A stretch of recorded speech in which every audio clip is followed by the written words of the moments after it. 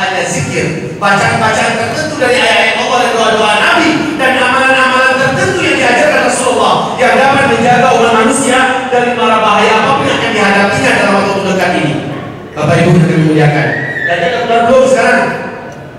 Bu, udah keluar belum? Udah keluar belum? Belum. Ingat, Dajjal hanya akan keluar nanti ketika Al-Mahdi sudah muncul. Siapa Al-Mahdi? Al-Mahdi adalah cucu kandung Nabi Muhammad sallallahu alaihi wasallam. Namanya sama dengan nama saya, nama ayahnya sama dengan nama ayah saya. Nabi menyebutkan ciri-ciri hidupnya, bagaimana bentuk alisnya, bagaimana yang disebutkan lengkap dari ujung kaki ke ujung rambut. Lebih 160-an hadis bicara tentang Al-Mahdi. Sehingga ada hadis yang ada 16 hadis disebut oleh para ulama hadis tentang Al-Mahdi sampai ke tingkat mutawatir maknawi, sama kekuatannya dengan Al-Quran. Nah, kaum muslimin, Al-Mahdi ini ada dua versi. Satu, Al-Mahdi versi Ahlus Sunnah wal Jamaah. Yang kedua, Al-Mahdi versi Syiah. Hati-hati. Al-Mahdi versi Syiah serem. Mereka katakan di buku-buku hidup Syiah mengatakan saat Al-Mahdi mereka muncul, dan mereka yakin sudah dekat sekali, dan mereka sudah siapkan kudanya, mereka sudah siapkan pelananya, pedangnya, dan mereka yakin dalam tahun 1, 2, 3 tahun ini Al-Mahdi mereka akan muncul. Itu keyakinan mereka.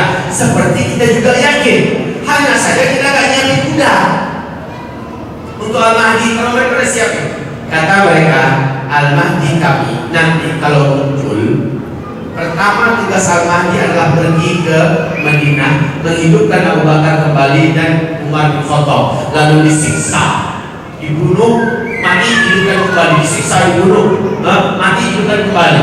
Aisyah istri Nabi juga dibangkitkan lalu dirajam sampai hari kiamat. Kemudian Masjidil Haram akan diratakan dengan tanah suci akan dipindahkan ke Qum dan Karbala. Lalu seluruh Ahlus Sunnah wal Jamaah, orang Islam di bumi yang tidak mau bergabung dengan Syiah akan dibantai. Bumi ini akan mengalir darah-darah haramnya dari orang-orang Ahlus Sunnah wal Jamaah kita. Semua masjid-masjid Ahlus Sunnah wal Jamaah sama seperti di Iran akan diratakan dengan tanah. Serem tak Al-Mahdi mereka? Alhamdulillah Al-Mahdi macam ini tidak pernah muncul selama-lamanya, karena hadis mereka palsu semua. Tapi Al-Mahdi kita ini hadisnya terjaga, hadis sahih. Para ulama ahli hadis dan para ulama Ahlus Sunnah Jamaah sepakat mengatakan mereka muncul, Al-Mahdi ini muncul dengan ciri-ciri dan tanda-tanda tertentu. Fisiknya, keadaan politik yang ada pada masa itu, keadaan alam yang ada pada masa itu, keadaan moral yang ada pada masa itu, disebut oleh Nabi. Hamba Allah, ibu, ini yang paling penting. Dan Al-Mahdi muncul sebelum Dajjal. Ini Al-Mahdi. Nah, namanya siapa tadi? Namanya sama dengan nama aku, kata Nabi Muhammad. Nama ayahnya sama dengan nama ayah Muhammad bin Abdullah. Usianya diangkat oleh Allah menjadi Al-Mahdi tepat di usia Nabi Muhammad diangkat oleh Allah menjadi Nabi dan Rasul, usia 40 tahun. Tulang hidungnya lurus dan mancung. Jadi hidung kayak gini. Ini nggak punya syarat menjadi Al-Mahdi. Yang ngaku akulah Al-Mahdi, itu Al-Mahdi abal-abal. Dan saya pernah di Malaysia datang seorang anggota musik, nasyid Rehan, tutup pintu kamar hotel saya jam 1 malam, tega amat. Saya jam 11 baru nyampe di hotel, udah kecapean Pak, mulai dengan mata. Pak Kiai. Nah, saya dipanggil Pak Kiai. Kamu sudah kami muliakan? Saya jawab, ya. Siapa? Saya Pak Kiai. Saya mau tanya, ada satu hal yang saya soalkan. Minta maaf, besok saja ya dari balik itu. Tak boleh besok Pak Kiai. Mesti malam ini juga, saya sudah berangkat pergi. Lalu saya intip, siapa dia orang? Memang orang di luar itu. Saya pikir cing, mau ganggu saya tidur. Ya, saya buka pintu, saya coba perlihatkan kepadanya mata saya yang sudah hampir tertutupi oleh menunjukkan saya ngantuk ya, biar dia kasihan sedikit. Ternyata ada rasa kasihan. Boleh saya masuk pakai? Ya silakan, silakan. Saya coba layani dia bicara dengan mata yang masih saya perhatikan. Berat, asli. Lalu katanya Pak Kiai, minta maaf saya mengganggu. Saya tahu kita tak selesai Pak Kiai. Saya dengan cakap dalam pengajian saya bahwasanya Al-Mahdi itu akan muncul dari Malaysia nih. Langsung besar di mata saya. Sekejap ya. Saya otakkan betul. Cuci muka, sudah saya duduk, saya jelaskan kepadanya siapa Al-Mahdi itu, di mana dia muncul, dalam kondisi apa dia muncul, bagaimana bentuk wajahnya, alis matanya, bagaimana jidatnya, rambutnya, tingginya, warna kulitnya, bahkan bawah bidang dadanya, bahkan bulu yang ada di dadanya dijelaskan oleh Nabi seluruhnya, cara bicaranya, bibirnya, bahkan giginya. Gigi Al-Mahdi itu bukan gigi berantakan kayak gini. Gigi Al-Mahdi itu kalau satu benang kata Nabi dimasukkan akan bisa diselasih oleh benang. Kalau giginya rapat, gigi macam-macam apa ini nggak laku sih Al-Mahdi. Nah, hamba Allah yang kami muliakan, dan dia tinggal di Madinah, bukan di Malaysia. Dia tinggal di Madinah. Nanti dia akan dikejar oleh 300 pasukan Sufyani dari Damaskus. Pasukan itu mengejar dengan darat, lewat darat. Laki-laki itu sadar bahwa dirinya diincar untuk dibunuh. Dia pun lari berjalan kaki. Coba lihat, dia lari berjalan kaki. Yang mengejar pasukan berjalan kaki dari Damaskus mengejar ke Madinah. Dia tahu bahwa dia akan dibunuh. Dia lari ke Mekah. Saat dia sampai ke Mekah, yang mengejarnya sampai di Baidah. Baidah itu adalah nama sebuah kota kecil perbatasan antara Mekah dengan Madinah. Ya. Saat itu seluruh orang-orang yang ada di kota Al-Baidah digoncangkan dengan gempa yang hebat, lalu terbelahlah bumi, masuklah gedung-gedung, bangunan-bangunan rumah-rumah, dan penduduk masuk, termasuklah 300 orang yang mengejar ini. 299 yang tenggelam masuk dalam bumi di Al-Baidah. Jadi orang kepar dengan kejadian itu. Ini daerah kita ini. Cilandak, ibaratnya Cilandak gempa hebat, hanya Cilandak saja. Kemudian terbelahlah tengah-tengah Cilandak ini. Seluruh gedung-gedung, seluruh apapun yang ada di atas dan manusia yang masuk ke dalam tanah. Satu orang saja yang Allah izinkan selamat. Satu orang itu adalah yang dari 300 tadi, hanya satu orang yang Allah izinkan selamat. Dia kembali mengabarkan kepada kaumnya di Damaskus, karena kami tenggelam. Sementara penduduk Mekah mendengarkan kabar seorang laki-laki dikejar yang mengejar dan tenggelam di Al-Baidah, maka penduduk Mekah sudah penuh keyakinan memang itulah calon Al-Mahdi yang kita tunggu-tunggu. Akhirnya mereka menyebar, mencari-cari mana laki-laki yang sudah masuk Mekah ini. Ciri-cirinya jelas kan? Alisnya, hidungnya, pelipisnya, pipinya, itu telinganya, rambutnya, giginya, warnanya warnanya jelas. Maka nggak bisa sembunyi laki-laki ini, Pak. Nah, salah satu adat masuk Mekah, Pak, wajib tawaf kan? Wajib tawaf kan? Disebut dengan tawaf dulu. Siapapun yang masuk Mekah harus tawaf dulu. Belum boleh aktivitas apa-apa sebelum tawaf. Maka laki-laki yang masuk ini langsung tawaf sambil mencoba menyembunyikan wajahnya. Dia tawaf mengelilingi, bukan ekor ya, mengelilingi Ka'bah. Saat dia berada antara rukun Hajar Aswad dengan makam Ibrahim, saat dia sampai di posisi situ, dia didapati oleh orang yang mencari-carinya. Langsung ditangkap. Ya masyarakat muslimin, alumu ila hadatikum, wahai kaum muslimin, yang kita cari-cari ini dia orangnya. Maka dia coba memberontak, dia mencoba melepaskan diri. Nah, orang mengepungnya, ya, lepaskan saya, lepaskan. Tidak, kamulah Al-Mahdi yang kami nanti. Tidak, bukan saya orangnya. Kalian salah orang. Enggak salah, kami enggak. Mirip semua ciri-cirinya ada pada kamu. Kalau Al-Mahdi sekarang ngaku enggak? Aku Al-Mahdi loh, ayo baik. Kalau Al-Mahdi ini nolak. Enggak, bukan saya. Kalian salah orang. Lalu dia coba melepaskan diri, dan akhirnya dia lari. Sembunyi dia. Kaum muslimin, di malam malam harinya, kata Rasulullah, fa aslahabullahu fi lailatin. Allah mengislah Al-Mahdi laki-laki ini dalam satu malam, sebagaimana Allah mengislah Musa dalam satu malam. Hai Musa, memang kamu ladang. Diberi dia bekal. Senjata kamu Musa hari ini hadapi Firaun. Nanti Al-Mahdi juga dalam satu malam Allah islah dia dalam satu malam itu, sehingga dia siap untuk menerima beban yang super berat, memimpin seluruh umat Islam di dunia, mempersatukan kembali kekuatan Islam di dunia. Barulah besoknya dia tampil kembali di tawaf, ya, dan dia menerima di bai'ah. Barulah dia dibayar. Yang membai'ahnya 300-an orang, persis seperti pasukan Badar, Rasulullah Sallallahu Alaihi Wasallam. Nah, ciri-ciri Al-Mahdi itu akan muncul. Bapak Ibu, sekarang ini akan membuat Bapak Ibu terhentak. Saya tidak mau lama-lama, tapi saya usahakan agar misi ini sampai. Biar Bapak Ibu jangan masih menghayal dunia ini masih lama. Jangan Bapak Ibu menghayalkan bahwa pertarungan dan pertempuran kita melawan setan jin, setan manusia masih lama. Sebentar lagi Pak, tapi wajib kita jadi pemenang. Harus setan jin kita harus menang, setan manusia kita harus menang. Yang manapun, maka kita akan berakhir. Dunia ini akan berakhir, umur ini juga akan berakhir. Tapi kita harus menjadi pemenangnya, jangan dipercaya. Ini ciri kemunculan. Ini yang paling penting. Al-Mahdi tidak akan muncul kecuali pada zaman dia akan muncul, bumi akan dipenuhi satu, huru hara dan kegaduhan di mana-mana. Huru hara dan kegaduhan. Dan saya jujur sekali, suara saya cukup besar menimbang. Huru hara sekarang huru hara seluruhnya.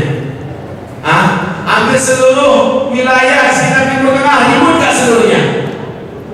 Bahkan sampai di Indonesia ada huru hara gak? Malaysia ada huru hara gak? Singapura ada huru hara gak? Belum sampai ke puncaknya, tapi di Timur Tengah sudah hampir sampai di puncaknya. Baik, kemudian berikutnya Al-Mahdi hanya akan muncul ketika fitnah di Syam membarah. Fitnah di Syam, fitnah Syam. Syam ini di mana tadi Pak?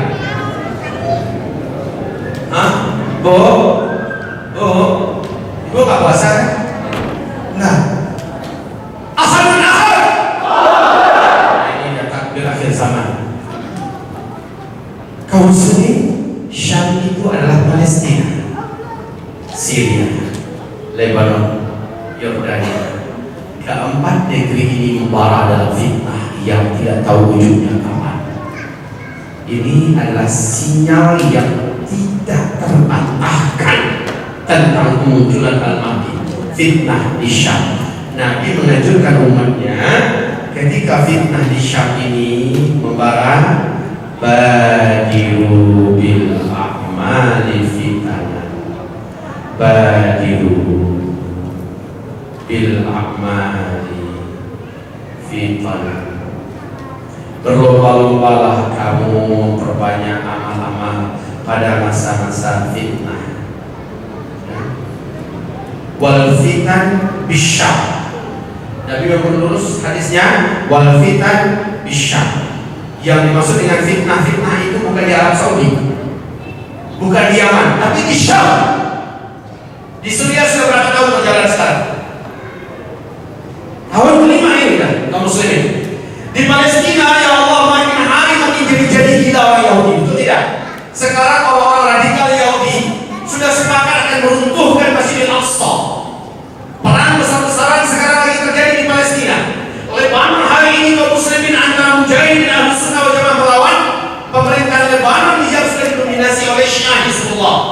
Kemudian nama Allah yang memuliakan di Yordania berkecamuk fitnah yang berat. Hari ini Syam memang telah dipenuhi oleh fitnah demi fitnah.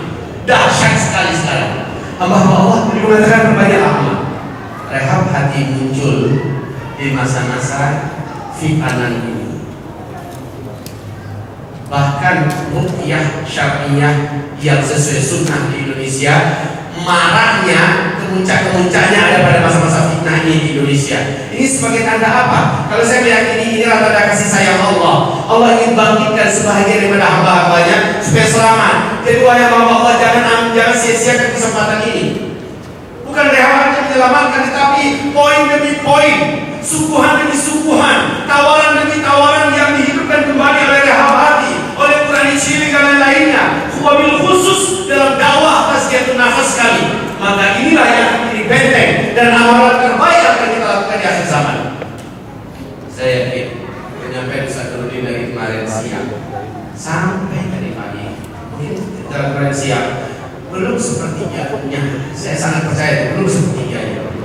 Malam tadi saya duduk dengan beliau di sana, nampak saya duduk dengan beliau di sana.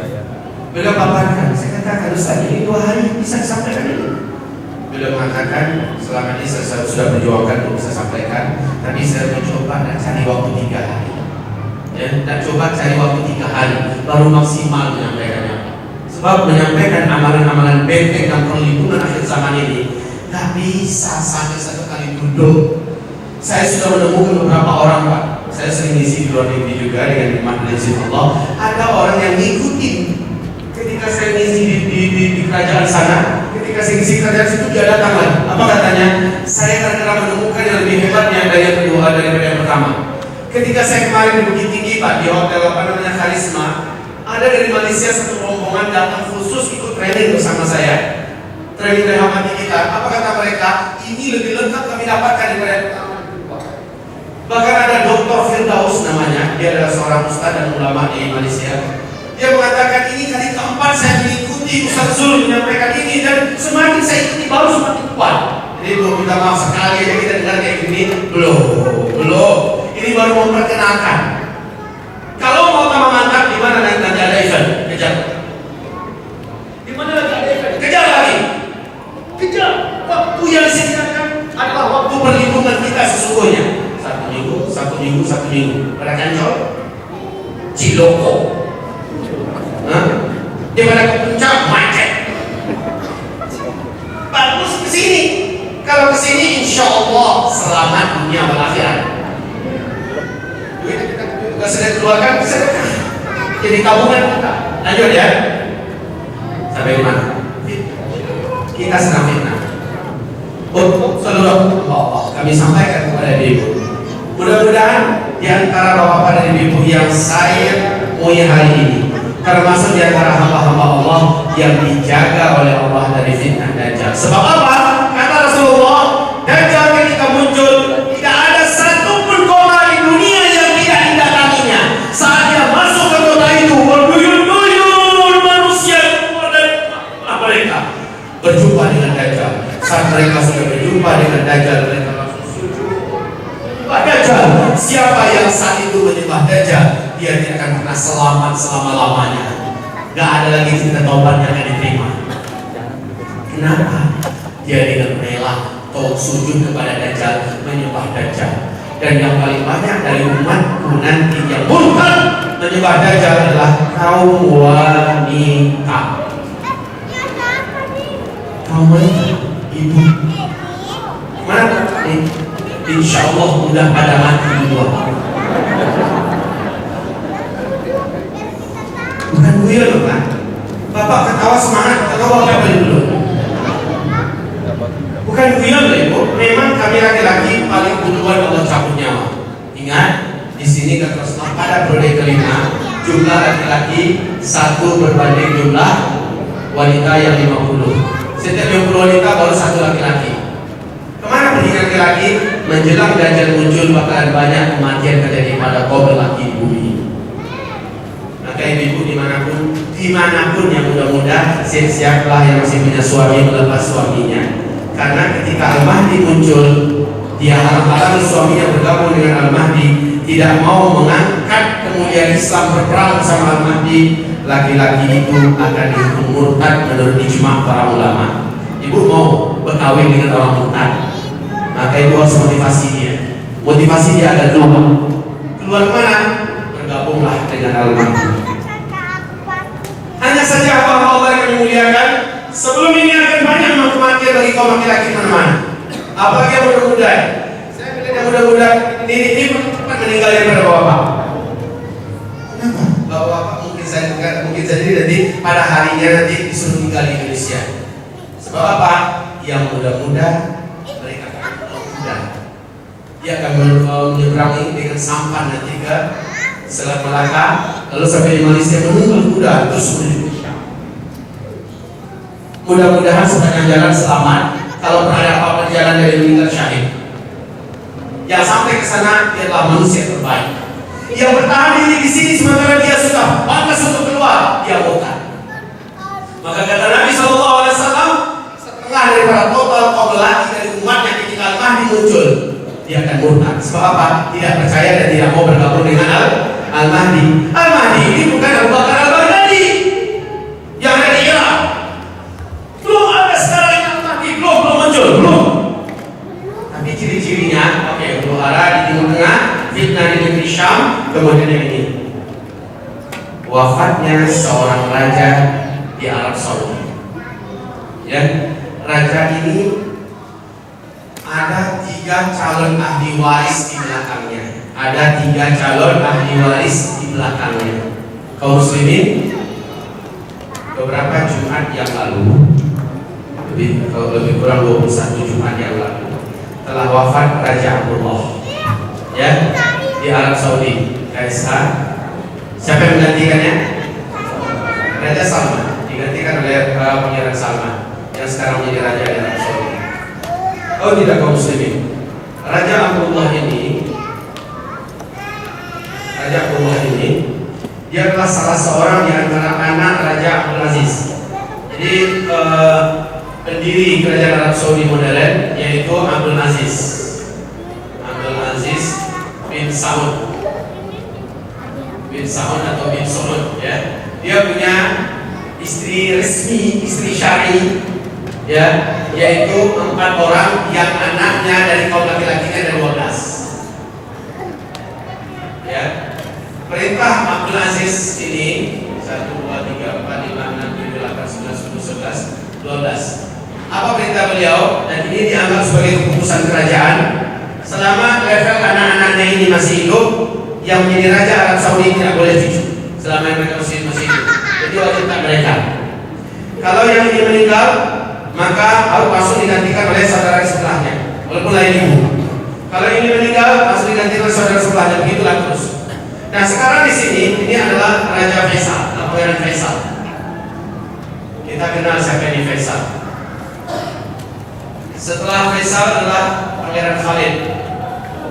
Setelah Khalid adalah Pangeran Fahad. Setelah Fahad adalah Pangeran Abdullah, ya, yang meninggal waktu yang lalu. Di belakang Abdullah adalah Pangeran Sultan. Setelah Sultan adalah Pangeran Nayef.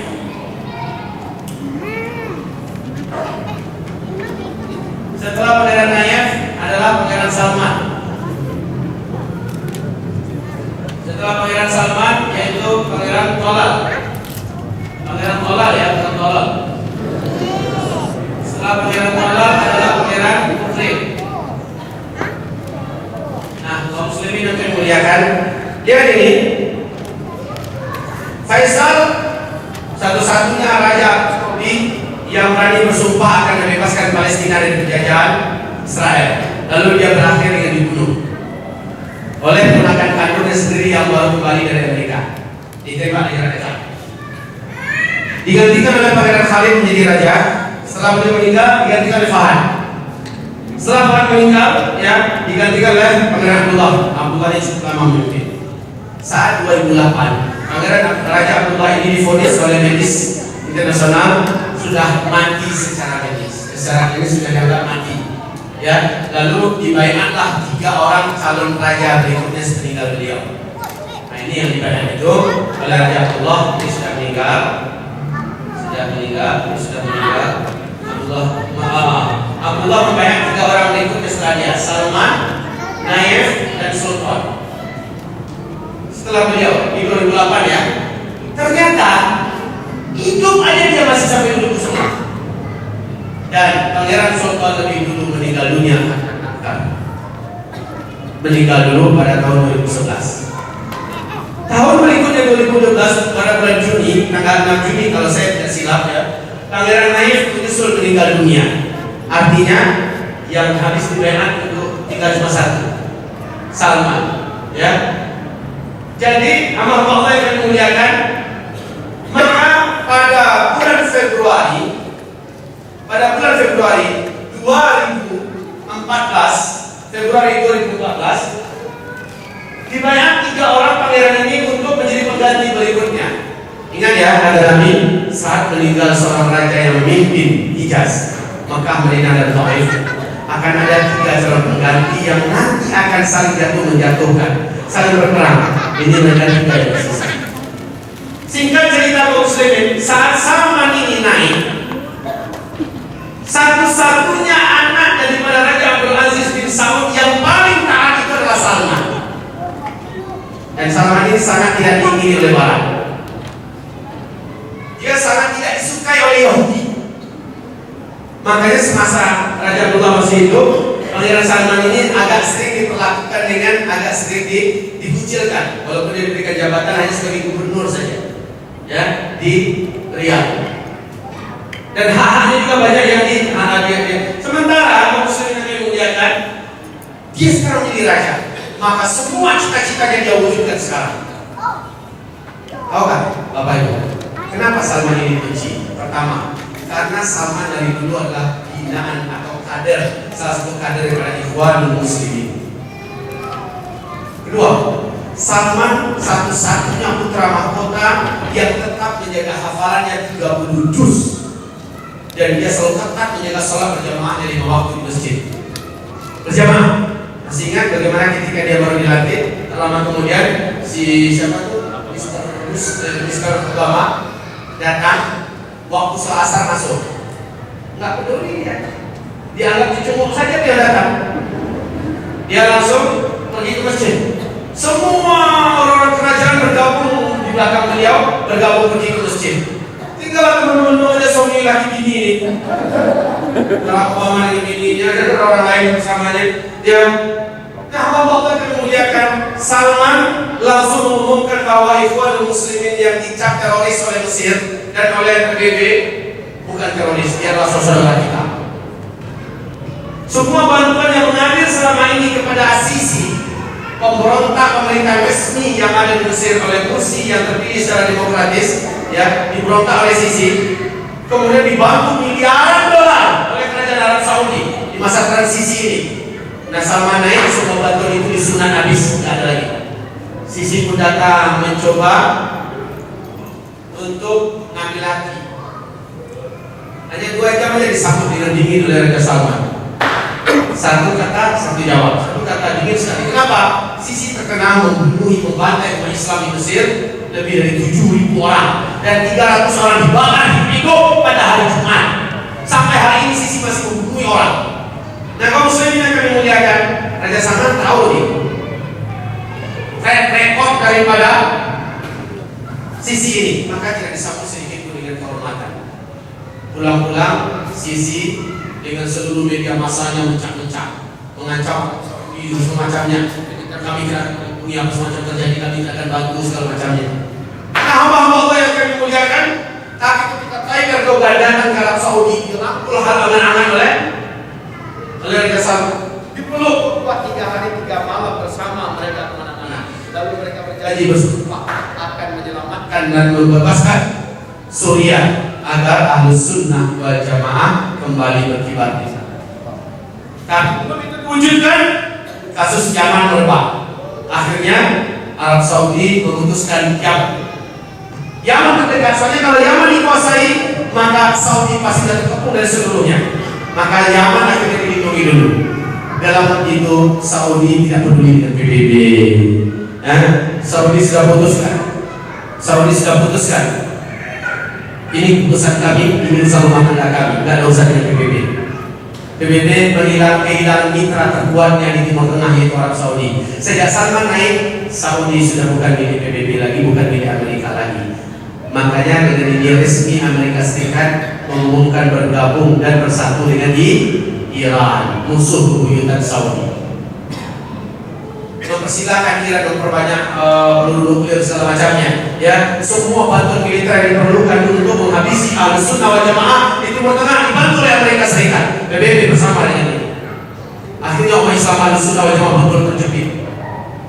Nah, hamba-hamba yang kami muliakan, Salman sempat-sempatnya berpidato begini, masih ada di YouTube.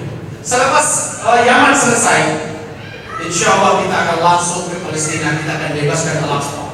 Kemarin dia terbaru bersumpah Salman, yang terbaru ini Pak, bersumpah Salman, selagi dia masih hidup, dia akan bebaskan Al-Aqsa, dia akan lindungi Al-Aqsa semampunya, dan dia akan gerakan di tengah untuk melindungi Al-Aqsa. Masya Allah. Jadi kalau muslimin orang macam ini biasanya dibunuh kan? Setuju?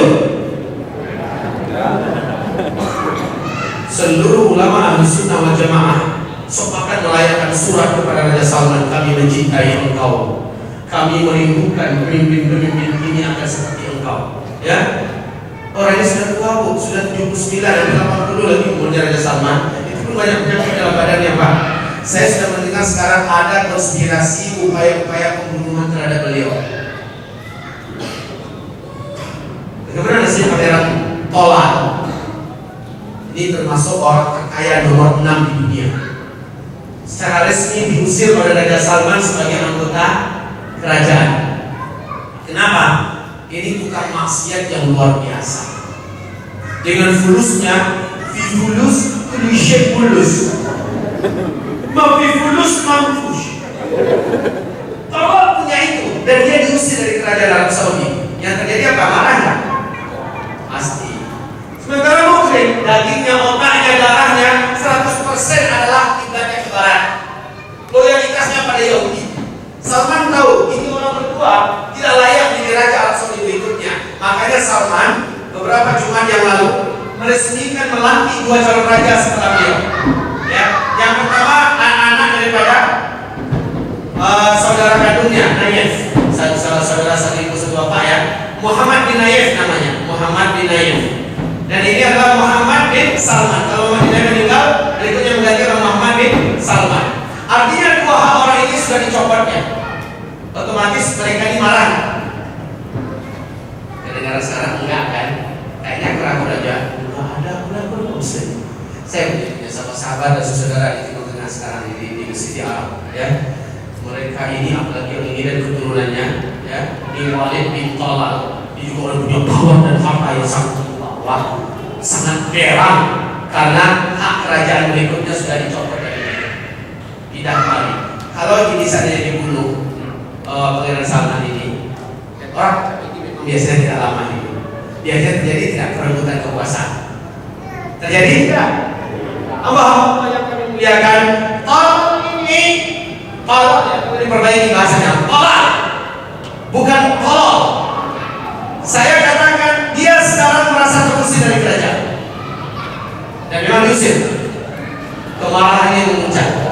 Mukrim dicopot haknya sebagai calon raja pengganti setelah Salman. Dibayangkan dua orang ini kegaduhan apa yang terjadi. Sementara loyalitas mereka pada Islam ini orang yang sangat kuat pada Islam ini, masya Allah, masya Allah, sangat tidak diragukan lagi. Baru saja Salman naik menjadi raja. Baru saja Salman naik menjadi raja, seluruh gaji pegawainya, militernya, gurunya, dokter, dan macamnya dibuat 2 kali lipat. Ulama-ulama, pemuda-pemuda yang di penjara di bawah tanah dibebaskan seluruhnya. Yang dulu kritis, yang dulu banyak menyuruhkan dakwah tauhid segala macamnya, dulu di penjara dibebaskan seluruhnya. Ya, masya Allah kaum muslimin. Sangat banyak yang dilakukan oleh Raja Salman pada beberapa bulan baru dia memimpin, sudah sangat banyak. Tetapi Nabi mengatakan akan dibunuh seorang jiwa yang suci. Kematiannya menyebabkan malah para malaikat di langit dan malah orang beriman yang ada di bumi. Setelah kematiannya, keributan dalam tubuh kerajaan terjadi. Setelah Al-Mahdi muncul. Paham? Maka hamba-hamba Allah yang kami muliakan, setelah Raja Abdullah meninggal, penggantinya sekarang adalah Raja Salman. Sepertinya kita menunggu Raja Salman ini mungkin dikudeta oleh 2 saudaranya ini, atau dia dibunuh, lalu setelah itu ada keributan dalam rumah tangga kerajaan Arab Saudi. Kalau itu benar terjadi, lalu gempa pada tahun yang sama susul di Arab Saudi, lalu jamaah haji di Mina tahun yang akan datangnya. Tadi ini sudah mulai Pak. Saya sudah menjelaskan sebelumnya di YouTube, saya sudah jelaskan sebelumnya di Besar TV, saya sudah pernah jelaskan sebelumnya bahwa akan terjadi kekacauan dan keributan di Mina dan pelakunya adalah Iran. Dan benar, sekarang ini resmi Iran mengakui bahwa kematian 717 jamaah yang ada di Mina adalah kesalahan daripada jamaah dia yang melawan Arus. Dan tahun yang akan datang, seandainya Saudi Raja Salman yang meninggal atau terjadi keributan dalam tubuh kerajaan, gempa susul-menyusul, maka pasti, ya pasti, insya Allah Taala pada musim hajinya Mina akan berdarah-darah kaum muslimin. Sebab apa? Syiah akan mencari-cari tuduh ahli sunnah wal jamaah dengan pisau, dengan parang, dengan pedang, atau dengan apapun yang bisa mematikan banyak umat Islam. Dan mereka punya sejarah yang sangat banyak di tanah haram membantai umat Islam ahli sunnah wal jamaah. Pasti terjadi kaum muslimin. Kenapa bisa? Karena pemerintah sedang sibuk ribut bertengkar sesamanya, lalu tidak maksimal penjagaan jamaah haji di sekarang saja 100.000 Pak dikerahkan bala tentara oleh Raja Salman. Masih kayak gini yang terjadi. Apalagi nanti ketika mereka sedang kacau sama mereka. Dapat bayangkan nggak? Jemaah haji terbesar setelah Indonesia dan Iran. Pertanyaannya, kalau memang Iran suka buat Allah selama ini di Arab Saudi, di tanah Mekah, bunuh banyak ribuan jemaah haji yang lain-lain, kenapa nggak dilarang saja? Pertanyaan itu kalau ada di kepala bapak dan ibu, kenapa nggak dilarang saja jemaah Iran masuk? Pertanyaan itu sampai sekarang masih melayang di kepala saya. Kenapa nggak dilarang saja? Salah satu baru andai-andai kalau dilarang pasti akan terjadi perang besar-besaran, sementara mungkin Arab Saudi memang belum mampu secara militer menghadapi Iran. Tapi percaya kalau ini terjadi, saya yakin bapak pun akan siap ke Arab Saudi sambil haji kalau jadi itu sambil umroh atau nggak sambil memang untuk perang siap melawan Iran. Betul tidak? Tiga orang yang jawab. Betul. Ahad.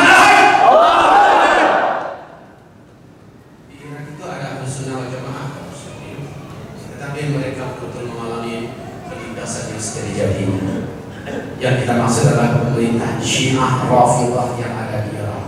Dan Indonesia pasti dalam waktu yang tak lama, bila masih ada waktu ya, akan mengalami kisah berdarah di Yaman, kisah berdarah di Suriah, kisah berdarah di Irak. Indonesia pasti menjadi giliran berikutnya.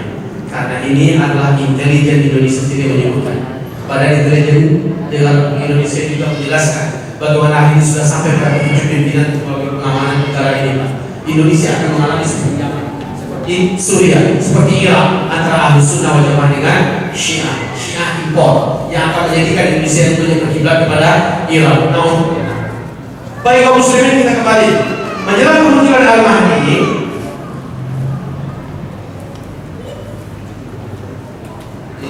Jelas semua ya?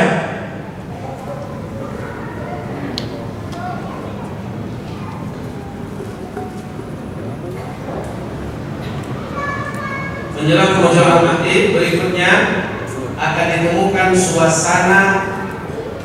Nabi berkata bahwa Al-Mahdi akan muncul di musim salju, dan kalian ketika dia muncul wajib berbaiat kepadanya, bergabung di belakangnya walau merangkak di atas salju. Merangkak di atas salju. Oke, pertanyaan saya, mungkin nggak Arab sepanas itu turun salju di sana? Tapi sudah terjadi nggak? Pertanyaan bukan mungkin lagi, tapi sudah terjadi kan? Sudah. Perjalanan tahun kelima sekarang kaum muslim. Arab Saudi hari ini betul-betul terlihat. Alhamdulillah. Kalau misalnya saya presentasi di mana-mana macam ini, saya sampaikan langsung slide yang muncul. Wah, nampak langsung kaum muslimin. Kayaknya Ustaznya harus ikut terus. Atau saya ikut terus pasal repot bergabung sama di mana-mana. Nah, sinergi ini kaum muslimin. Ini nggak pernah sepanjang apa sepanjang sejarah. Jazirah Arab itu di salju sekarang dari 5 tahun berturut-turut kaum muslimin. Bahkan beberapa masa yang lalu dia sampai 1 meter dari Kabul sampai ke Gaza, Palestina. Saljunya sampai 1 meter. 1 minggu lah banyak pesawat bisa dilihat. Mobil tidak boleh keluar. Mana peraturan itu sekarang? Pertanda Al-Mahdi memang seakan-akan akan keluar. Baik kaum muslimin, lihat tahun ini unik nggak di Arab Saudi? Musim haji ini unik tidak? Apa yang Bapak Ibu bisa kumpulkan? Yang musibah yang terjadi, satu, badai gurun yang membuat gelap gulita apapun. Kemudian yang kedua, hujan lebat yang diiringi dengan guntur dan petir yang sangat hebat. Ya, menjadi salah satu tren daripada teknologi tercanggih milik Bin Laden patah dan runtuh, lalu menewaskan ratusan orang. Yang ketiga, hotel di Aziziyah Mekah terbakar, ribuan yang harus diungsikan. Yang keempat, apa kejadian berikutnya? Kriminal Pernah Bu? Ibu nggak dengar berita di Arafah? Bagaimana badai di Arafah? Beberapa tenda jamaah haji diangkat, terangkat oleh bukan roboh lagi, terangkat. Ya. Kemudian kaum muslimin yang kami muliakan, tidak sedikit jamaah yang mengalami heat stroke karena panas yang berat pada tahun ini. Karena sebelumnya masih musim dingin tahun yang lalu. Sekarang sudah panas 45 derajat Celcius. Masya Allah kaum muslimin. Lalu di Mina, ternyata aparat keamanan tidak mampu membendung dari desakan dan tekanan yang luar biasa dari jamaah haji Irak yang itu biasa selalu menyelisih Ahlussunnah wal Jamaah, lalu ratusan yang meninggal dunia. Akan ada lagi ancaman berikutnya pasti. Hamba-hamba Allah yang kami muliakan, inilah tahun-tahun kekacauan di Arab Saudi. Saya katakan sekali lagi, tapi belum final, belum final. Finalnya nanti kalau sempat Raja Salman dibunuh, lalu terjadi perang saudara dalam tubuh kerajaan memperebutkan kekuasaan, lalu di tahun yang sama gempa susul-menyusul di Jazirah Arab, ya, maka sudah dapat diyakini pada bulan Ramadannya akan terjadi hantaman meteor dari langit yang menyebabkan teknologi berhenti. Lalu musim hajinya terjadilah pembantaian di besar-besaran. Nah, pada Muharramnya barulah Al-Mahdi muncul. Ya, baru Al-Mahdi muncul. Sama-sama kita lihat saja. Tapi kalau belum ada gempa-gempa di Jazirah Arab, belum, maka belum ya, belum meninggal Raja Salman, masih hidup, alhamdulillah.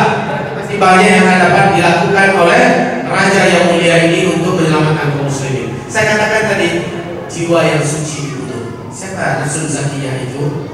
Menurut analisis kami, yang pasti dan maha tahu, orang yang patut disebutkan jiwa yang suci, wallahu a'lam, adalah Raja Salman. Ketika dia terbunuh, akan sedih dan marah orang beriman sungkaw. Seluruh malaikat di langit juga marah. Kenapa? Dia juga ada dosa, tetapi terus terang saya katakan, saya dulu termasuk orang yang benci dengan Saudi, terus terang. Tapi setelah Salman naik, saya jatuh cinta, saya penuh-penuh jatuh cinta kepada Salman. Setelah semua apa yang dilakukan untuk Islam dan kaum muslimin, apalagi para ulama Ahlussunnah wal Jamaah dari berbagai lembaga di dunia mengirimkan surat resmi keberpihakan mereka dengan Raja Salman, jatuh cinta ini makin besar. Nah kaum muslimin, Nabi mengatakan jika jiwa suci itu terbunuh, maka seluruh orang beriman di muka bumi marah, para malaikat di langit marah, lalu keributan terjadi dalam tubuh kerajaan, dan situlah Al-Mahdi akan muncul. Tidak ada yang akan memimpin Makkah dan Madinah setelah itu kecuali langsung cucu kandung Nabi Muhammad. Artinya saat-saat yang disebut Rasulullah sudah di gerbang mata kita masing-masing. Al-Mahdi memang sudah sangat dekat akan keluar. Jika ia keluar, tidak dapat lagi dielakkan, Dajjal pasti muncul setelah itu. Yang akan mempersatukan Islam adalah Al-Mahdi. Sekarang Pak makin berujung, makin berderai kita, makin bercerai, makin pecah belah. Baik kaum muslimin, seterusnya apa? Sungai Efrat mengering. Efrat. Coba lihat Sungai Efrat. Tahu di mana Sungai Efrat? 3 sungai terbesar di Timur Tengah, Pak. Apa yang pertama? Sungai Nil. Sungai Nil. Yang kedua Sungai Efrat. Nah, karena terjadi kiamat sampai mengering Sungai Efrat ini. Apabila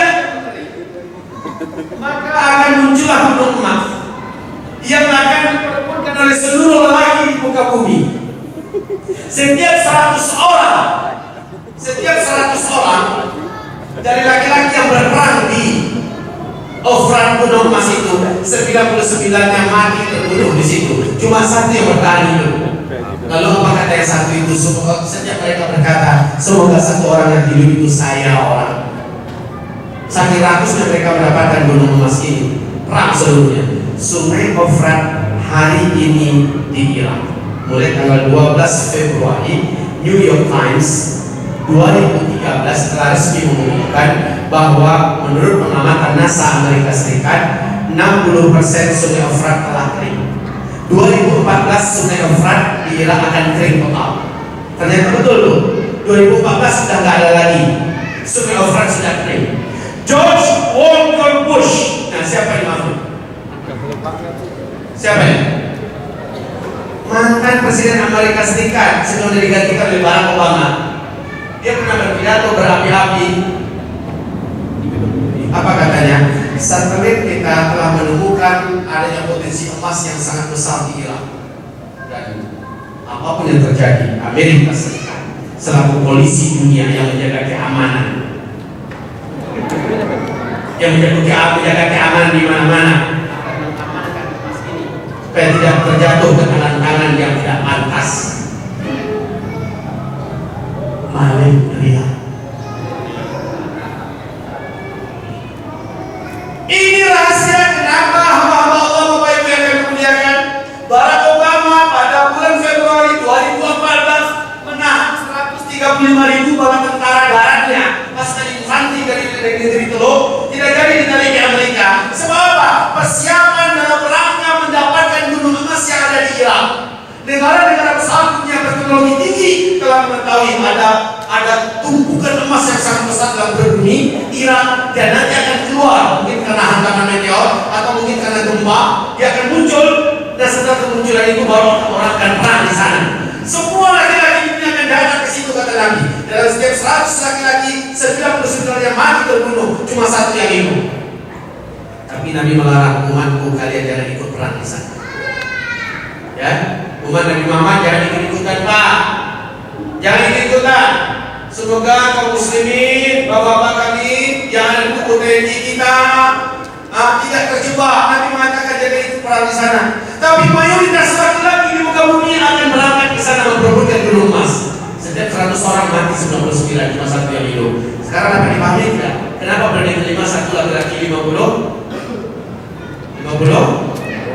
perempuan? Salah satu penyebabnya mengeringnya Sungai Efrat, ditemukan gunung emas, banyaknya terjadi pembantaian, pembunuhan terhadap sesama manusia kaum lelaki yang ada di Irak.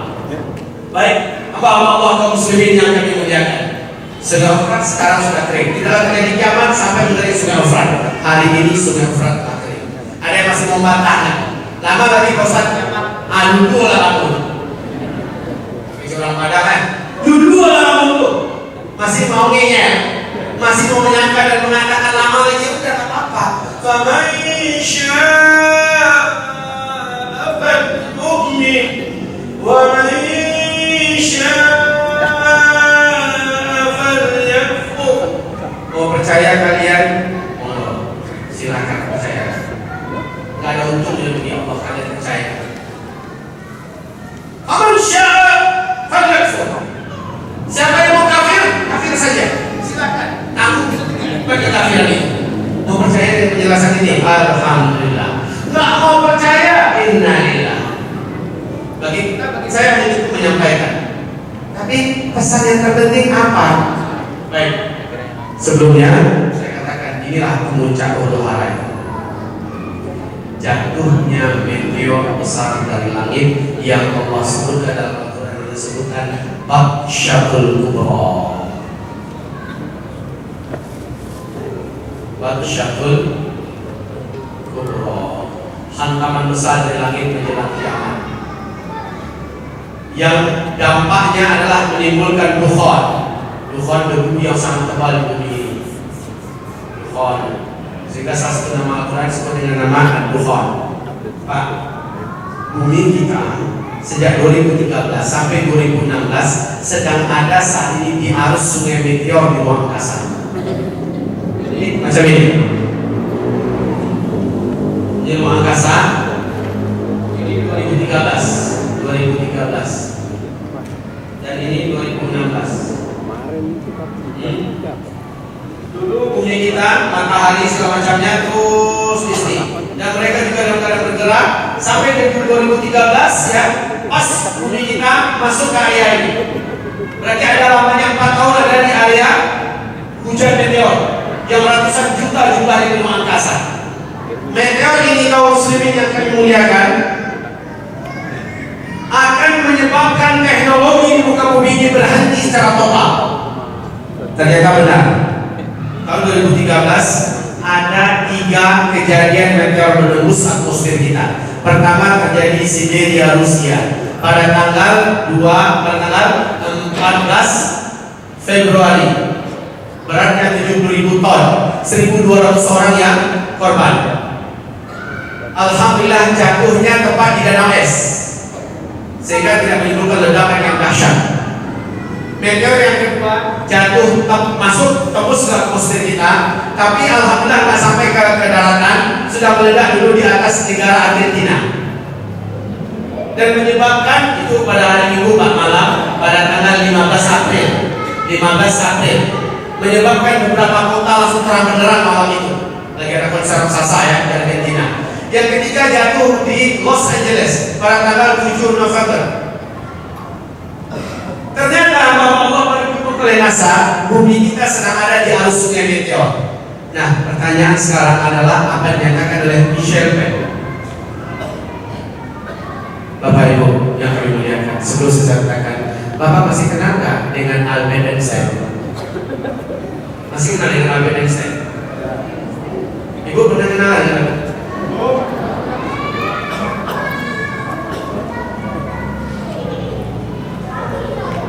Steve Jobs kenal bu? Kenal. Orang-orang keren beken, bukan orang pengangguran, bukan orang kere, bukan penghayal, bukan peramal. Apa kata Albert Einstein saat dia didesak oleh negara-negara maju di dunia dan oleh lebih dari 2.000 wartawan seluruh dunia tentang perang dunia ketiga? Apa pandangan beliau? Jawaban Albert Einstein adalah, kalian nanti akan berperang dengan senjata manual. Ini makhluk. Ya. Sebenarnya makhluk ini gak ada apa-apanya. Dibandingkan Habibie masih hebat, masih kita ketua BJ Habibie kita. Ya. Ini gak ada apa-apanya. Hanya kalau kita dari dunia, padahal si IQ, maupun dan sebagainya jauh tinggi Pak Habibie kita. Baik kaum muslimin, makhluk satu ini menjawab bahwa sesungguhnya perang dunia ketiga nanti kalian akan perang dengan menggunakan senjata manual. Tidak ada satu tenaga senjata teknologi yang kalian buat hari ini yang dapat dipakai pada masa itu. Senjata manual. Steve Jobs juga mengeluarkan pernyataan yang unik sebelum dia meninggal. Apa katanya? Selepas saya nanti, tak lama kemudian kalian semua akan kembali ke zaman baru. Dua tokoh ini yang cakep ini ada darah Arabnya di muslim. Steve Jobs, walaupun dia mati dalam kafir, tapi pernyataannya yang fenomenal. Sempat dipublikasikan terbitkan 2 kali terbitan. Pernyataan fenomenal. Selepas saya nanti kalian semua akan kembali ke zaman baru. Ternyata benar bahwa Michel Penn menjelaskan meteor yang ada di ruang angkasa, itu apabila menabrak bumi kita, garis diameternya 2 km saja meteor ini Pak, maka saat dia masuk menghantam atmosfer kita, dia akan tembus dalam keadaan terbakar.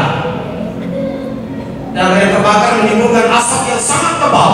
Ini ya, ketika dia menembus lapisan atmosfer kita, dia terbakar dan mengeluarkan asap yang sangat tebal. Asap ini beracun, berbahaya buat manusia yang hidup di dunia. Kaum muslimin yang kami muliakan, lalu kekuatan meteor tersebut sama dengan 1 juta kali lipat bom nuklir yang meledak di Nagasaki dan Hiroshima. 1 juta kali lipat dari yang meledak di Nagasaki dan Hiroshima. Jadi kalau jatuhnya ke laut, kata beliau, akan menimbulkan gelombang tsunami 230 meter tingginya. 230 meter ketinggian ini. Di Aceh itu 15 meter cuma 200 ribuan orang meninggal dunia. Rata satu pada Aceh. Bagaimana dengan 230 meter? Kalau dia jatuh di kutub utara atau kutub selatan, maka kutub tersebut akan meleleh dan cair, permukaan laut akan naik 7 meter lagi. Maka Chicago, New Zealand, New York, ya, termasuk Jakarta, ini Singapura, Sabah, ya, banyak kota-kota yang ada di muka bumi ini tenggelam. Banyak terjadinya kota-kota yang tenggelam forever, selama-lamanya. Kemudian kalau jatuhnya ke daratan, dan ini yang paling tepat. Dan Quran At-Tur dalam surah Al-Hadid, dalam surah Al-Mulk, Allah menyebut kejadian Fatshatul Kubra menjelang kiamat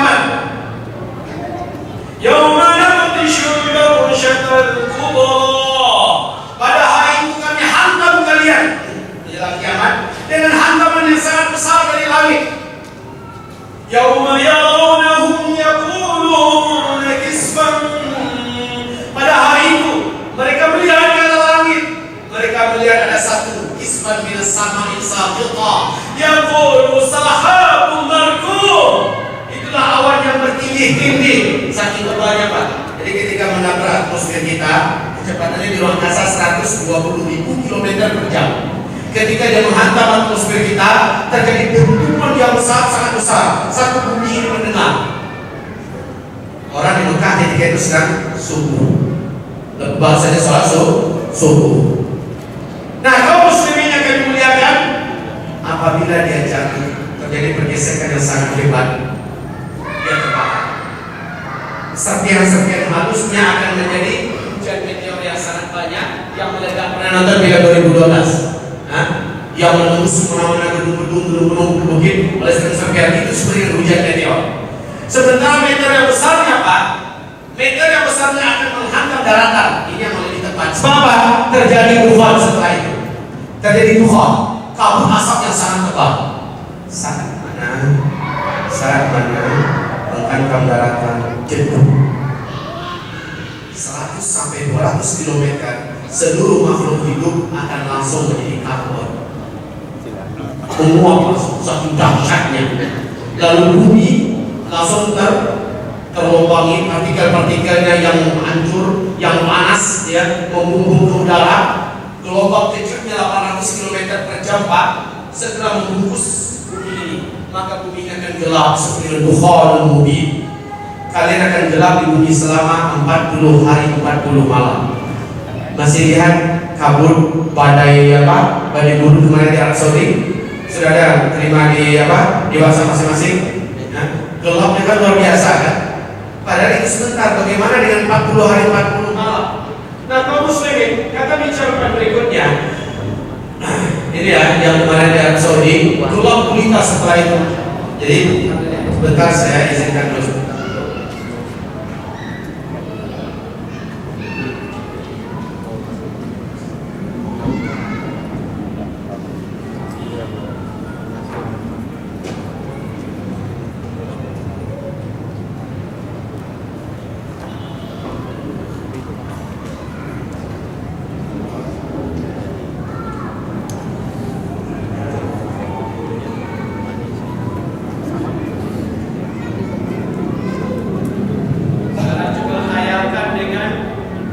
Yang terjadi akibat meteor.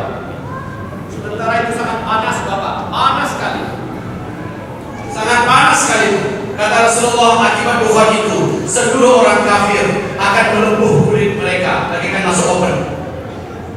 Keluar asap dari lubang hidung mereka, dari mulut mereka berasap, dan dari mata mereka merah dan seperti akan keluar. Maka dari dubur mereka keluar asap. Begitu dahsyatnya.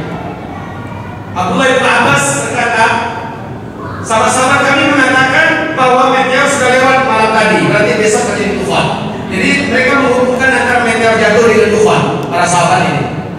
Nah, kaum muslimin yang kami muliakan, langsung kata Syarifan, beliau mengatakan, saat meteor itu menabrak atmosfer kita, dia mengandung cyanide. Dalam meteor itu mengandung cyanide, yaitu pergesekannya yang sangat radikal dengan kecepatan dan kekuatan yang sangat cepat menuju bumi kita, menjadikan timbulnya medan magnet yang sangat kuat, Pak. Akibatnya seluruh benda-benda logam